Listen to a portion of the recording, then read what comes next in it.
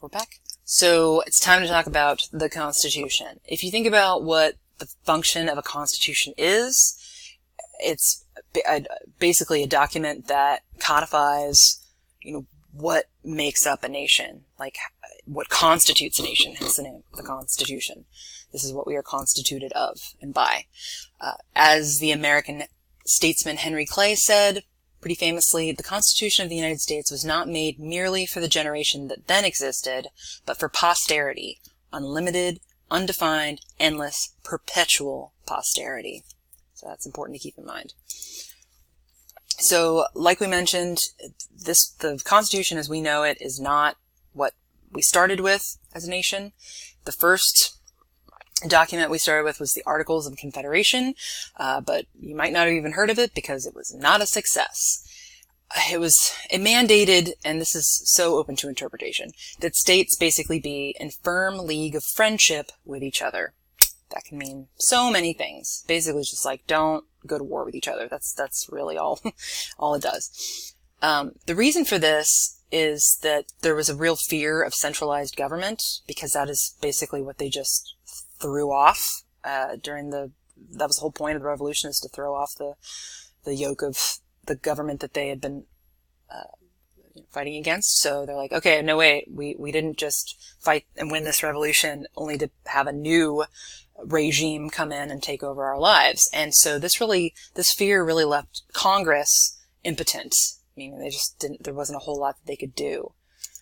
So, what was that fear? Again, think about what they had been fighting against and what they had run away from in the first place to come there. So, what could Congress do and not do under the Articles of Confederation? Well, they couldn't do a whole lot. What they could do was they could declare war against another nation and peace. They could enter into alliances with other nations, but that's about the long and short of it. They couldn't really do much else. They couldn't make any laws. They couldn't raise taxes. They couldn't create a national trade policy of any kind, and they really couldn't enforce any of the rules. There was no teeth to any of it because, again, there's this fear of like, oh, if we give Congress too much power, then that's going to be the new regime that's going to boss us around, and we don't want to be bossed around. But, of course, that creates all kinds of problems because, well, as we'll see, the debate over Constitution, the Constitution is basing its authority not on the king or even God, but on the people, right, in general. And this ended up creating a pretty bitter feud between two sides, the Federalists and the Anti-Federalists, which you're going to read their arguments in the Federalist Papers. But to sum up, the Federalists, this is where we get the term the federal government, Federalists wanted a stronger, more centralized government that could do all of those things, make laws, impose taxes, have unified trade policies, things like that. Anti-Federalists believed that the regional interests, or states' rights, basically, should come before national ones, always. That's what they fought for, and that, they were really suspicious of a federal government coming in and, like, telling them what to do. And I mean, think about it. I mean, this is a debate that, even though the Constitution was ratified, this is still an issue to this day. I mean, you've always got people who argue that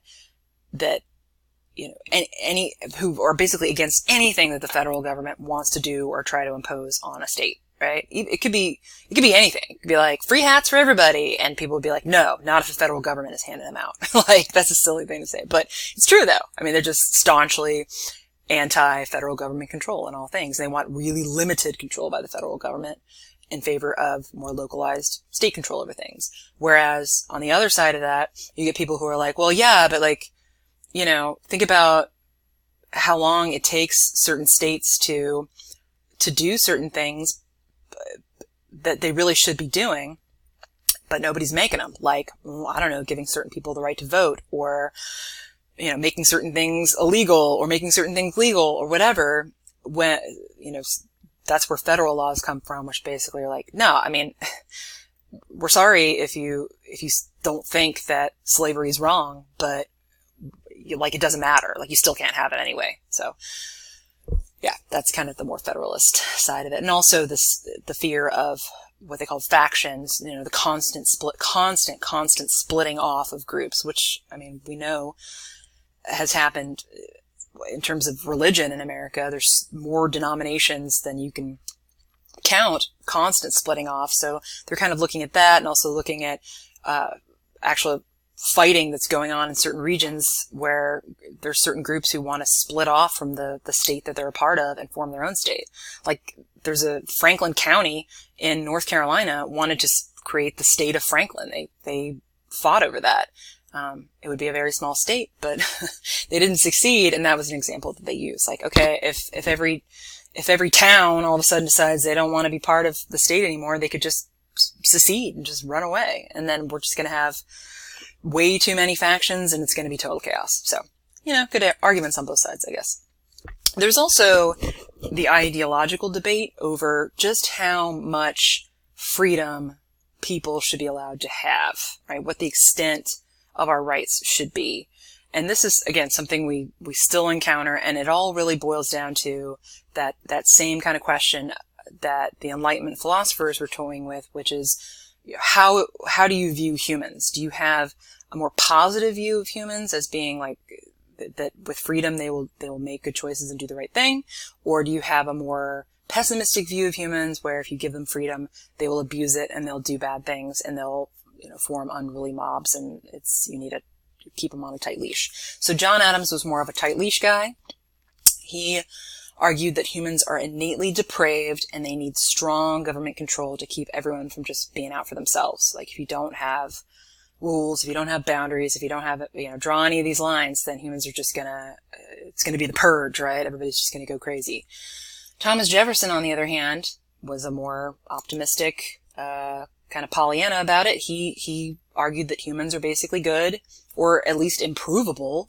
They can improve with the right situations, and they really need freedom to progress and to be able to do that. Otherwise, it's not real progress. It's just, you're forcing them to do what you want them to do. So that's not what we fought for. So you can kind of see, again, it's like parenting. There's arguments to be made on either side. So maybe a compromise is a good thing. So that's what we ended up with. So the preamble to the Constitution, there is a lot going on in the preamble of the Constitution. It's a really important text for understanding, what the founding fathers were trying to establish and what was, I guess, sort of sacred to national identity and the Constitution of a nation. So here it is. I'm sure you've heard it before, but never hurts to go through it again. We the people of the United States, in order to form a more perfect union, establish justice, ensure domestic tranquility, provide for the common defense, promote the general welfare, and secure the blessings of liberty to ourselves and our posterity, do ordain and establish this Constitution for the United States of America. Again, a lot to unpack there, and there are really 6 guiding principles found throughout the preamble. Of course, there's the we the people. Starting off with that already establishes the intention of, okay, this is not power that was inherited or given to us. This is, by the people, for the people, and we are all together in this. We're unified. To form a more perfect union. Okay, so I love the phrase more perfect because,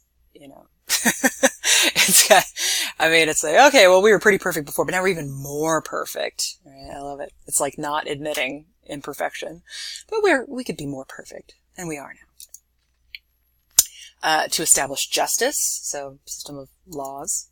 To ensure domestic tranquility, so to keep, again, those factions from constantly being at odds with each other and at war with each other. Kind of tribalism. Provide for the common defense, so, if in the event that we did have to go to war with another nation, we could come together in common defense of the nation.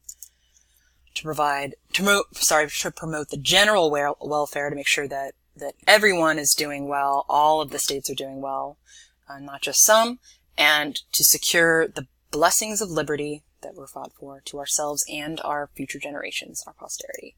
Do ordain and establish this Constitution. So if you are in a face-to-face class, and who knows, you may be called on to do it later, I would ask you to, in your group, pick 2 of these guiding principles and find an argument for each of those 2 in the Federalist and Anti-Federalist papers. So that you, basically the idea being that it's those arguments made in the Federalist and Anti-Federalist papers that really led to the compromise that is so kind of perfectly encapsulated in this preamble. We the people. So again, starting with this really helps to create a sense of common identity, that in the end we're all Americans regardless of what state we're from. It's vague enough too to create a variety of interpretations, and that's actually going to lead to some problems later on about, okay, well, who are we including in that? We can't include everybody, right? That's crazy. It also helped to create a system of checks and balances that are so crucial to maintaining what we know as a democratic American government. So y'all are probably familiar, you learned about this in your high school classes, but there are 3 branches of the American government. The executive branch, which is basically the president, presidential cabinet, the legislative branch, which is, basically passes laws, and then judicial branch, which enforces those laws, in a court of law. So the idea is that, you don't have any one group or person in charge of everything, because that's what they were afraid of, and that's what they had fought against, because they saw the consequences of that over and over again throughout European history, that you can't concentrate power in the hands of too few people or even just one person, because you can't, nobody can be held accountable. We have to be holding each other accountable. So that's the checks and balances that we're talking about. So again, this is kind of a commitment to compromise for the sake of unity, for the sake of getting this Constitution ratified and passed. But this was a big compromise on the part of the Federalists that, okay, federal government won't be solely in charge. We're going to have these different checks and balances to keep us accountable as well, because otherwise it could very easily turn into too much oversight, too much control, and states not being allowed to kind of do their own thing, because, not every state's the same. We know that. And that's part of what makes us us. Also, one of the compromises that were made was a Bill of Rights, because one of the fears too with the first, the initial argument for the ratification of the Constitution was that it didn't make allowances for individual rights. It was way too focused on, the people as a whole in a sort of general way. But there was a concern that, okay, without individual guaranteed rights, it could go very wrong very fast. So that's where we get the first 10 amendments, or what's known as the Bill of Rights. Yeah, so it's the collective name for the first 10 amendments to the Constitution of the United States. I've actually linked to a copy of the Bill of Rights in this course unit. You should absolutely read it, because you may have to talk about it later. What did it guarantee? It guaranteed certain personal freedoms that the original version of the Constitution just didn't. It put a much greater limit on the government's power in certain judicial and other proceedings, because, again, they were just really tired of that kind of corrupt court system where the system was rigged in favor of, those in power, and it was just really easy to get railroaded. So it put a real limit on the government's involvement in those kinds of proceedings. And it made sure that some powers were going to be exclusively reserved for states and for the public, not the federal government. So again, please make sure you read those. You probably think you already know your rights. Everybody always says that. But yeah, most people are woefully underinformed about what exactly the Bill of Rights says and what it guarantees. Particularly Article 2. That's one that, of course, gets debated over and over again. The right to bear arms. There's a lot more to that particular article than people bring up. So yeah, it's important to understand the whole article, in order to really understand the Bill of Rights fully. So take some time to look over that.